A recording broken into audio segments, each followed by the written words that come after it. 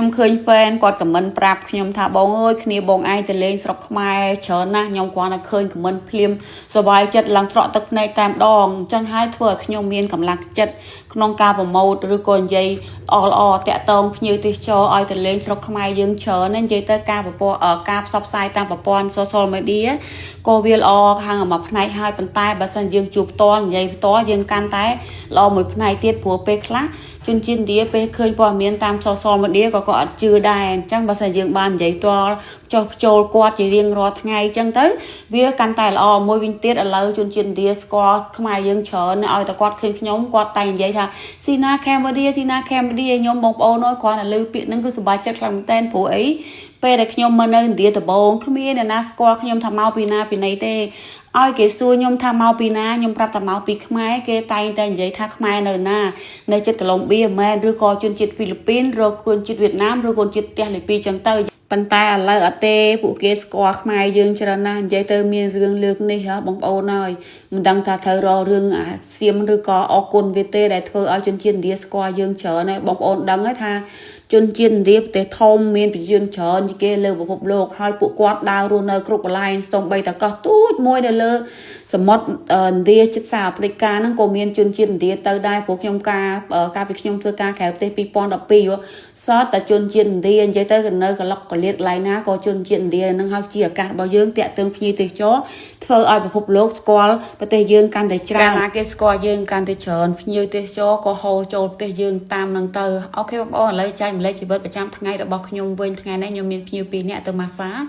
នៅពេលដែលខ្ញុំត្រឡប់មកវិញក៏នឹកឃើញថាចង់ស្លម្ជូរគ្រឿងក្បាលត្រីសមុទ្រដែលខ្ញុំបានទិញឡើងប្រហែលថ្ងៃមុនអស់100រូពីបើគិតជាលុយខ្មែរស្មើ10000រៀលនឹងឯងហើយ100រូពីនេះខ្ញុំស្លបាន2ដងនិយាយទៅបងប្អូនចំណេញលឿចំណេញ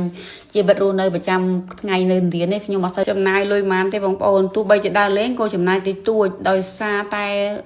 យើងមានលុយប៉ុន្តែយើងមិនដឹងទិញអីស៊ីអញ្ចឹងដោយសារតែយើងមិនមែនជនជាតិឥណ្ឌាអញ្ចឹងទៅយើងញ៉ាំតែម្ហូបយើងអញ្ចឹងតាណាតដីខ្ញុំបញ្ញាសុជានឹងភាកច្រើន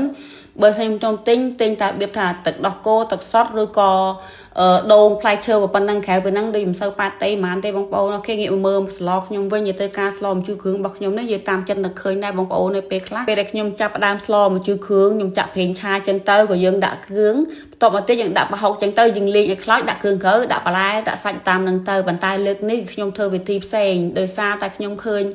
គេធ្វើបង្ហាញនៅក្នុង YouTube មើលទៅសំណងស្រួលក៏ខ្ញុំសាកល្បងធ្វើតាមគេថាយើងដាក់ខ្ទិះដូងមុនចឹងទៅបន្ទាប់មកយើងដាក់គ្រឿងហើយយើងដាក់ប្រហុកលីងចូលគ្នាតែម្ដងដាក់គ្រឿងក្រៅទៅតាមហ្នឹងប៉ុន្តែខ្ញុំអត់ដឹងថាស្តង់ដារខ្មែរយើងនៅពេលដែលគាត់ស្លម្ជូរគ្រឿងធ្វើមិនពិតប្រកបបងប្អូនព្រោះខ្ញុំចូលមើលតាម YouTube គេធ្វើខុសៗគ្នា